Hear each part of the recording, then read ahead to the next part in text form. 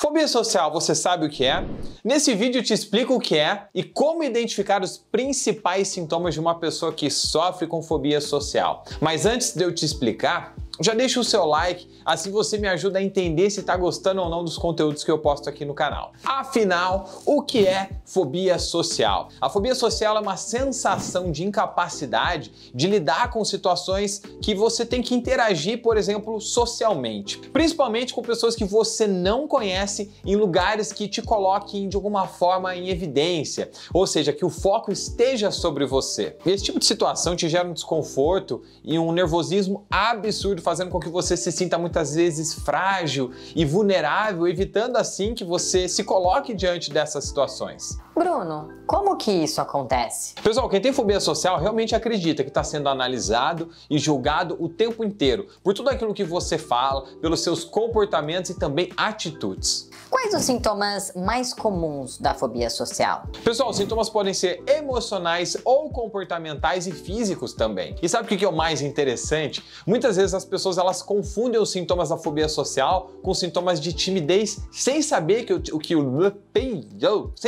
os sintomas da fobia social são muito piores. É natural que uma pessoa tímida, ela tenha assim um pouco de nervosismo em situações que são novas, ou que de alguma forma ela se sente exposta. Só que a fobia social, ela é muito mais intensa e só quem tem sabe de verdade. É como se fosse uma sensação de pavor que vem associada junto com a ansiedade. E com isso, uma pessoa que tem fobia social, ela sofre muito e ela é prejudicada no trabalho, nos estudos, nos relacionamentos e até mesmo nas amizades. Sem mais enrolação, vamos aos principais sintomas de uma pessoa que sofre com fobia social. Primeiro vamos falar dos sintomas comportamentais ou emocionais. E o primeiro deles é medo de interagir com pessoas desconhecidas. Sempre quando a pessoa que tem fobia social se depara com alguém que ela não conhece, ela trava. Ela se sente de uma forma ruim, coagida, ela não consegue interagir, se expressar, dizer aquilo que ela realmente pensa e sente. E o que acontece? Vem junto disso tudo uma ansiedade desproporcional diante de uma situação que muitas vezes é casual. E por que isso acontece? Porque essa pessoa ela tem medo de ser o centro das atenções. Ela tem pânico de ser visto, de ser julgado, de ser apontado pelas outras pessoas, porque a autoestima dela,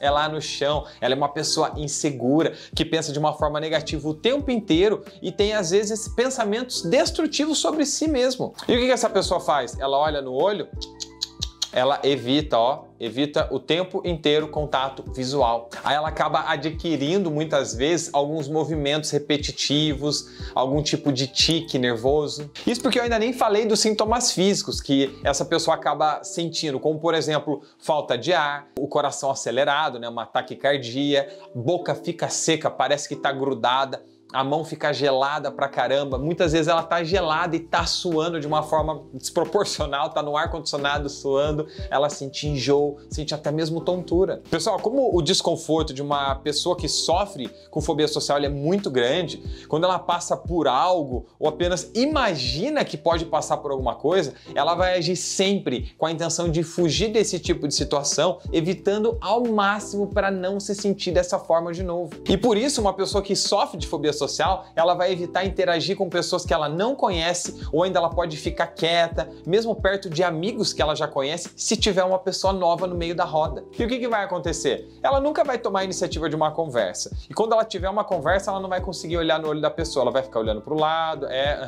olhando para cima, para baixo, para o lado, para o outro, e nunca vai conseguir ter aquela conversa realmente legal, uma conversa produtiva, sabe? Gera uma situação constrangedora. Isso porque eu ainda nem falei de situações como, por exemplo, uma festa ou uma reunião que ela sempre vai arrumar uma desculpa para não aparecer. E se tiver alguma atividade importante que ela pode, de alguma forma, imaginar em se sentir exposta, seja na escola, na faculdade ou no trabalho, ela não vai. E sabe quais são os prejuízos que tudo isso gera na vida de uma pessoa assim? No trabalho, o que pode acontecer? Ela pode perder uma oportunidade de promoção, de se desenvolver profissionalmente, de ter crescimento na carreira dela por conta dessas limitações. E sabe até o que pode acontecer? Em alguns casos, essa pessoa ela pode ser até demitida se o comportamento dela não for compatível com aquilo que a empresa está esperando dela. Nos relacionamentos, essa pessoa ela vai se isolar, já que ela não gosta de participar de novos grupos, ou ela age de uma forma muito solitária na companhia de outras pessoas. E o que acontece? Ela se isola,